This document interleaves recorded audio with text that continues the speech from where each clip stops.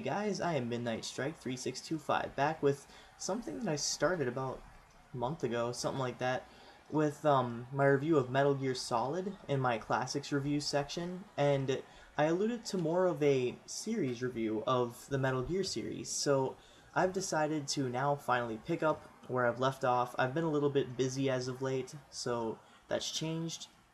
So I'm going to pick up where I left off at the beginning, actually, with Metal Gear and Metal Gear 2 Solid Snake.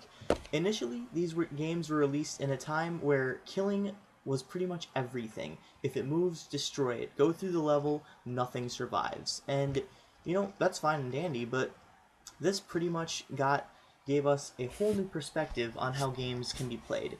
Sneak up behind an enemy and kill him. Or you can just sneak past the enemy without him even noticing. So slipping past the enemy undetected, tactical espionage action.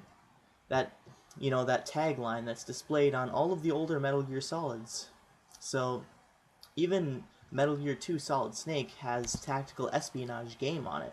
So, that being said, they were both released in Japan only on the MSX2 in 1987 and 1990. So, to start off, Metal Gear begins with Snake infiltrating a base. So, in the NES version, which from now on, from this point in time, will not be mentioned, it does not exist. It sucks. Translation errors, like the truck have started to move and I feel asleep, and just stuff like that just ruins the entire experience. And they changed the soundtrack, and it's just, there are areas where you can't even walk through, but it's empty open space, and even Hideo Kojima himself said that that game was crap. So that was an inferior port to the original, which came out in 1987, only for the MSX.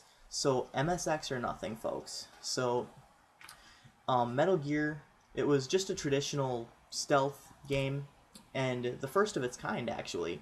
You basically just snuck through and tried to slip past the enemy undetected, and your only contact is, these radio people, where initially the only person you can talk to is Big Boss, and he's your commanding officer. So he'll tell you what to do, and he'll give you advice, but throughout the game, he'll start to give you a little bit less reliable advice. I'm not going to spoil anything for those of you who have not played it, even though this game is 20, 30 years old. So I do actually suggest it, and if you want these two games, you can pick them up for the PS3, actually, with the Metal Gear Solid HD collection on Metal Gear Solid 3. So you're getting 5 games in this collection. I cannot praise this collection enough. Honestly, perfect 10 out of 10, amazing collection. Anyways, these two games, though, also good. So, where was I? Oh yeah, Metal Gear. Big Boss starts giving you a little bit less reliable information. Initially, he gives you a set of contacts that you can contact pretty much whenever, and they'll give you helpful advice and clues on where to go and where you can get secret things. So all in all, this game has really good graphics for its time, really colorful, and it's actually kind of advanced for, at least for the years and the time period that it was created in. So after this, the NES port, which I said I will not mention, that got a sequel called Snake's Revenge in, I believe 89, 88, something like that, because I know it was before Metal Gear 2 Solid Snake. So Hideo Kojima condemned that game as well, saying it was even worse than the port of the original Metal Gear, and it was only for NES, and I can't even, words cannot describe what I see and how I feel about those games. They're inferior in pretty much every way. I only played a little bit of Metal Gear Snake's Revenge, so I can't really condemn it too much, but I have played the port of the original Metal Gear, and that sucks. It sucks. It's awful. So, do not buy. And it's sad that that's the first exposure that America had to Metal Gear, so, until Metal Gear Solid was released. Anyways, this game, like I said, really advanced, really awesome. It still had, room for improvement, though. I mean, there were some mechanics in later games that, once you went back to the first game, it just didn't feel right. But I'm not going to judge this game on future games. So 9 out of 10 for Metal Gear, the original one. it is pretty advanced, but it's not perfect by any means. So it does get a little bit redundant after a little while, but the bosses do keep getting even more and more interesting after a while. So that being said, let's move on to Metal Gear 2 Solid Snake, the second game, which was made in a response to Snake's Revenge, because Hideo Kojima hated it, obviously.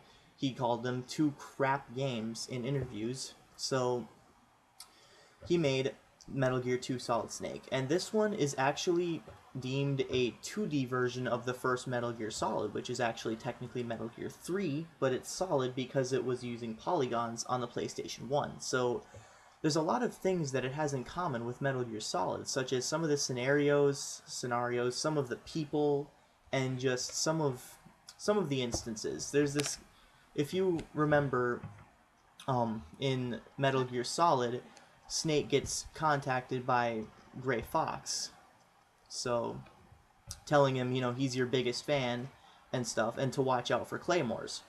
This started in Metal Gear 2 Solid Snake.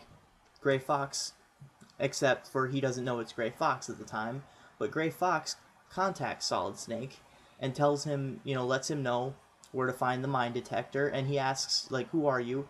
And he doesn't say, call me Deep Throat. He just says, let's just say I'm your biggest fan. Let's just say I'm one of your fans. So there are a lot of similarities. You can duck, you can crouch. This is actually the first game where you can duck and crouch in the Metal Gear series. So there's a lot of depth that goes in with that. And a lot of the time you're going to be spent crawling through vents. And the only real gripe that I have with this game pretty much far surpasses the original. It's amazing in every way, shape, or form, but the only real downside to Metal Gear 2 Solid Snake is that sometimes it can get a little cryptic, and sometimes you just don't know where to go, to be honest. I mean, I'm even stuck at one part a little bit towards the end, but I mean, I'm gonna keep plugging at it until I figure it out. Sometimes I just had to look stuff up on the internet, and it's a really complicated, confusing, game in some places. So, not to the point where you don't want to play it anymore, because it is still a blast to play, especially with the additions, made in the HD collection and Metal Gear Solid 3 Subsistence. Because before, you used to have to write down all the frequencies, and if you forgot them, you're essentially fucked, unless you can look them up on the internet and write them down again.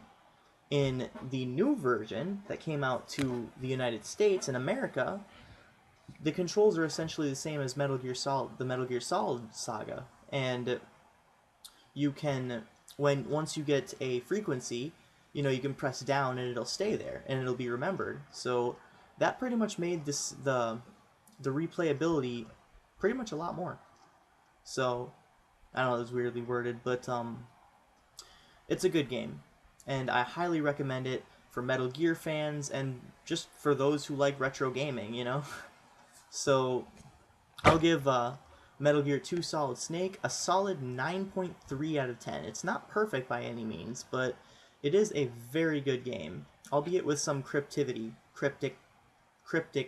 spots. Don't know what to say. But yeah. So that's pretty much all I have for this review. Hope you enjoyed it. If you like what I do, subscribe to me on Facebook. Subscribe, comment here, or do whatever you want. This is Midnight Strike 3625. Keep calm and rock on. Thank you.